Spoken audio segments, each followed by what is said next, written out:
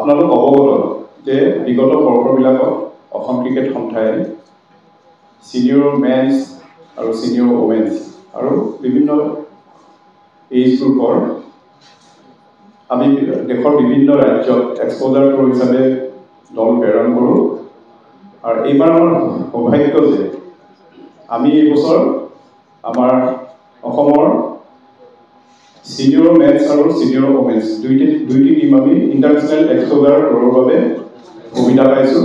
আমি সৌভাগ্যৱান যে BCCI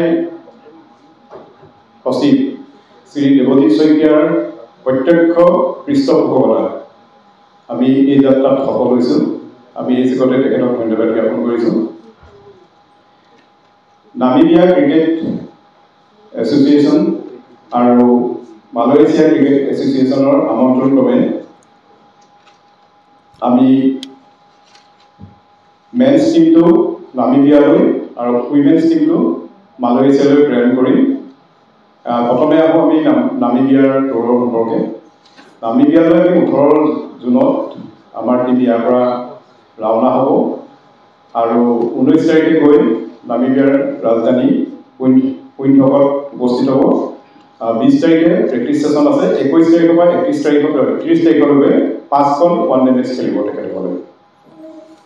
আৰু এই খেলসমূহ অনুষ্ঠিত হ'ব নামিবিয়াৰ কেপিটেল কুইণ্টকত আৰু যিখন ষ্টেডিয়ামত এই খেলসমূহ অনুষ্ঠিত হ'ব সেই ষ্টেডিয়ামত অহা বছৰলৈ আণ্ডাৰ-19 ৱৰ্ল্ড কাপ অনুষ্ঠিত হ'ব। 27ত T20 ৱৰ্ল্ড কাপ অনুষ্ঠিত হ'ব বুলি আমি জানিব পাৰিছোঁ। এই দলটিত 15জনীয়া দল থাকিব, 15জনীয়া আমাৰ প্লেয়াৰ থাকিব, লগতে 6জন ছাপোৰ্ট ষ্টাফ থাকিব আৰু লগতে মালয়েছিয়ালৈ যিটো দল যাব তাত 14গৰাকী প্লেয়াৰ থাকিব আৰু 3গৰাকী আমাৰ ছাপোৰ্ট ষ্টাফ থাকিব। কুৱালালামপুৰত অনুষ্ঠিত হ'বলগীয়া 5খন ওৱান ডে মেচত 7 তাৰিখৰ পৰা খেল আৰম্ভ হ'ব 15 তাৰিখলৈকে আৰু 16 তাৰিখে টিমটো ঘূৰি আহিব। আমি আনুষ্ঠানিকভাৱে দল ঘোষণা কৰাৰ আগতে মাননীয় BCCI সম্পাদক দেৱজিৎ শইকীয়াই বক্তব্য ৰাখিবলৈ অনুৰোধ জনালোঁ। মই অসম ক্ৰিকেট সন্থাক ধন্যবাদ আৰু কৃতজ্ঞতা জনাইছোঁ। আজি তেওঁলোকে মোক আজি নিমন্ত্ৰণ কৰি আহি আপোনালোকৰ সন্মুখত দুআষাৰ কোৱাৰ সুবিধা কৰি দিলে।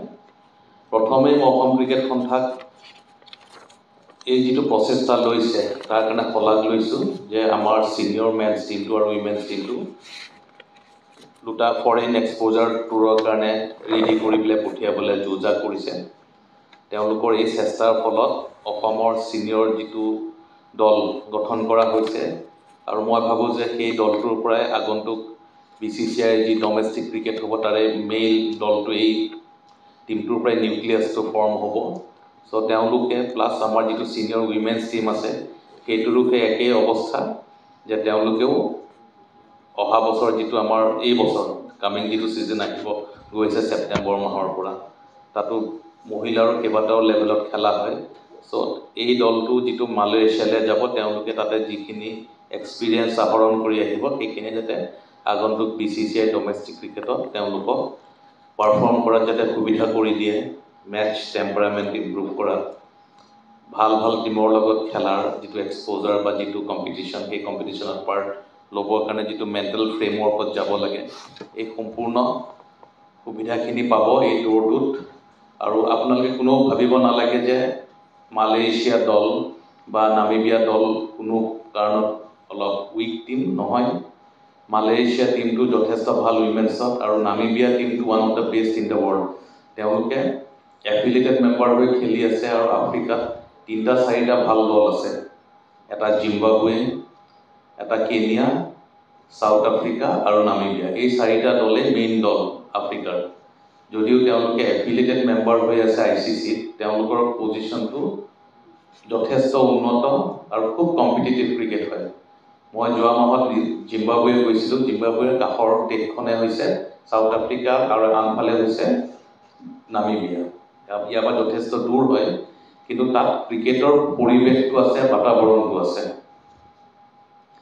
নামিবিয়াই কওক, জিম্বাবুৱে কওক, বটছৱানা কওক, সাউথ আফ্ৰিকা কওক, সকলোতে অৰিজিনেলি সব ইংলিছ কলনি আছিলে। চ' তাতে ইংলেণ্ড ক্ৰিকেটৰ যিটো কোপনি সেইটো বহুত পুৰণা আৰু খুব টাফ কম্পিটিশ্যন হয়। নামিবিয়ালৈ ৰেগুলাৰলি কৰ্ণাটকা টীমটো গৈ থাকে। আজি যদি আমি চাওঁ লাষ্ট 10 বছৰত নামিবিয়া টীম কৰ্ণাটকা টীমটো তালৈ যায়, চেন্নাইৰ টীম মাদ্ৰাজৰ টীমটো যায়। ঠিক তেনেকৈ নামিবিয়াৰ টীমটো বিভিন্ন সময়ত তেওঁলোকে ক্ৰিকেটৰ এক্সপ'জাৰৰ কাৰণে ভাৰতৰ কোনোবা নহয় কোনোবা ষ্টেটলৈ পঠিয়ায়। চ' আমাৰ ক্ৰিকেটাৰসকলে এটা খুব ভাল সুবিধা পাইছে। মই সুব্ৰকে ক'ম বা আমাৰ যিটো দল আছে সকলোকে ক'ম, এই সুবিধাখিনি প্ৰপাৰলি গ্ৰহণ কৰিব লাগে। এইটো টুৰিজিম কৰা টুৰ নহয়।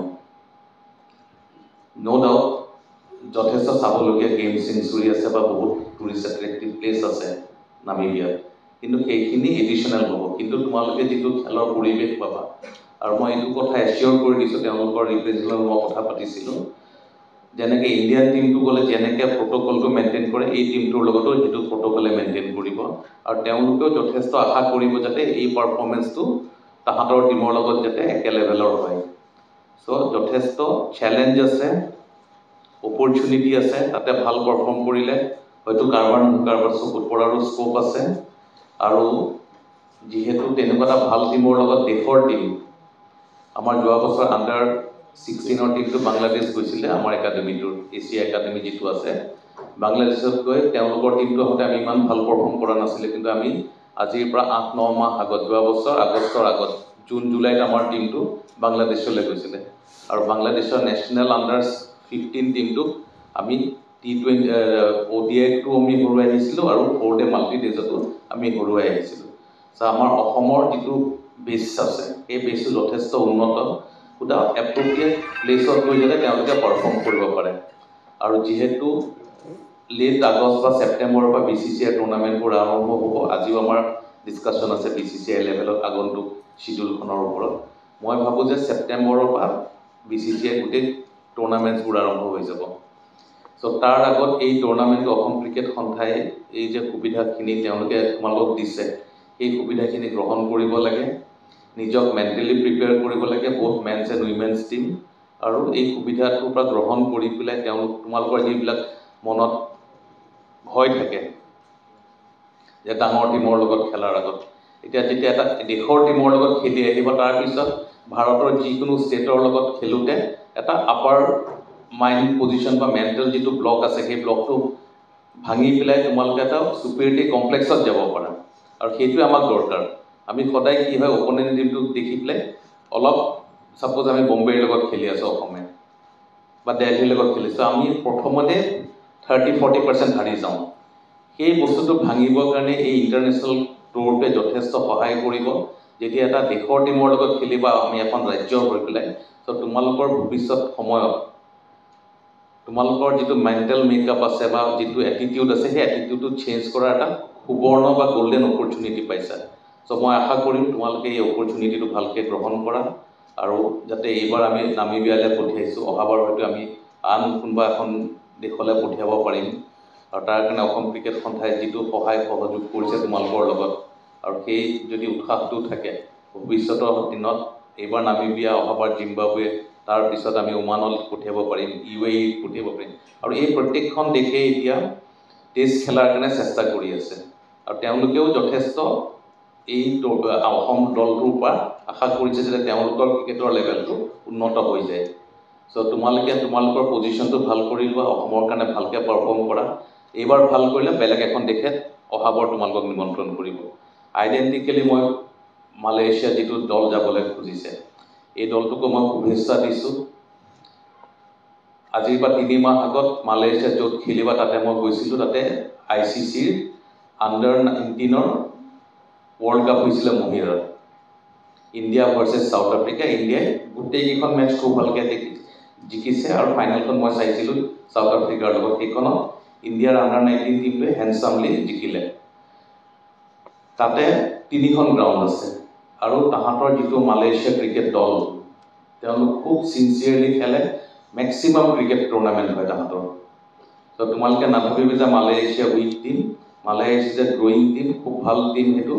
আৰু তেওঁলোকৰ ক্ৰিকেট কালচাৰটো আছে সো তোমালোকেও ভালকে খেলা যাতে তাৰ পৰা যিখিনি এক্সপেৰিয়েন্স আহৰণ কৰি আহিবা তোমালোকে আগন্তুক দিনত BCCI ডমেষ্টিক টুৰ্নামেণ্ট লগতে WPL ৰ কাৰণে নিজকে প্ৰস্তুত কৰিব পাৰিবা ইয়াকে কৈ দুইটা টিমক মই মোৰ ফালৰ পৰা শুভেচ্ছা জনাইছো আৰু আশা কৰিম তোমালোকে এই ট্ৰিপটোৰ পিছত অলপ এডিশনালি কিছুমান বস্তু শিকি আহি নিজক আপগ্ৰেড কৰি ল'বা এতিয়া আমি দলটো এনাউন্স কৰিব লৈছো The following players have been selected to represent Assam senior men's team for the exposure tour to Namibia.